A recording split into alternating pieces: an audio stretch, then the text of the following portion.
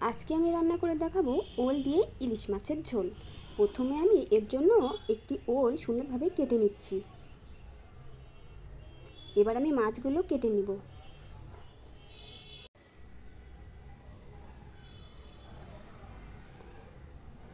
মাছগুলো piece piece করে কাটা হয়ে গেছে, এবার আমি ধুয়ে নেব।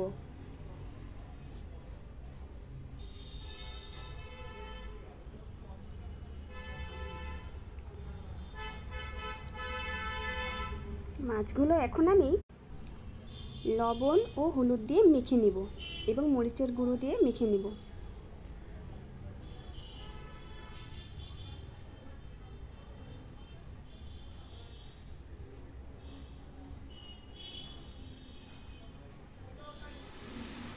আমার মাছটা রেডি করা হয়ে গেছে। মাছটা রেখে এখন আমি ওলগুলো ধুয়ে নেব। ওলটা ধোয়ার জন্য আমি এখানে গরম পানি ব্যবহার করেছি।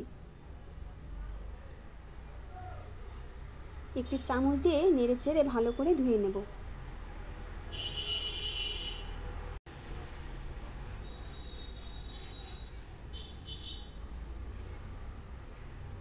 এখন আমি একটি ফ্রাই প্যানে তেল গরম করে মাছগুলো ভেজে নেব।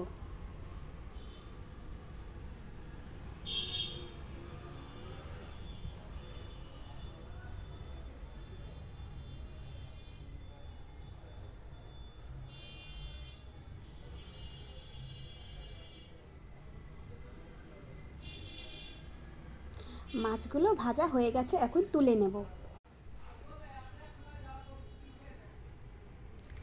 এখন এই তেলে পেঁয়াজ বাটা, রসুন বাটা, জিরা বাটা এবং মরিচ বাটা দিয়ে নাড়তে থাকব। মশলাটা কষিয়ে নিব। এবার দেব লবণ, হলুদ এবং ঝালের গুঁড়া। এবার নাড়তে থাকব।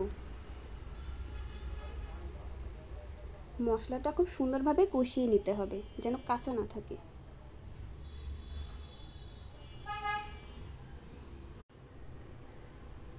এখন আমি ওলগুলো দিয়ে নেব। ওলগুলো দিয়ে খুব ভালোভাবে কষিয়ে নিতে হবে।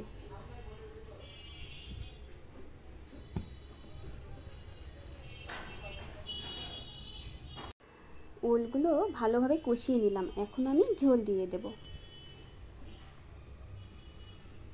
মাছগুলো দিয়ে দিলাম। খুন্তি দিয়ে ভালো করে মাছগুলো ডুবিয়ে দিচ্ছি। আমার রান্না যদি ভালো লেগে থাকে অবশ্যই লাইক বা কমেন্ট করতে ভুলবেন না কিন্তু। এখন আমি জিরা গুঁড়া করে ছিটিয়ে দিলাম। এতে একটা সুন্দর একটা স্মেল আসে এবং খাবারের স্বাদটা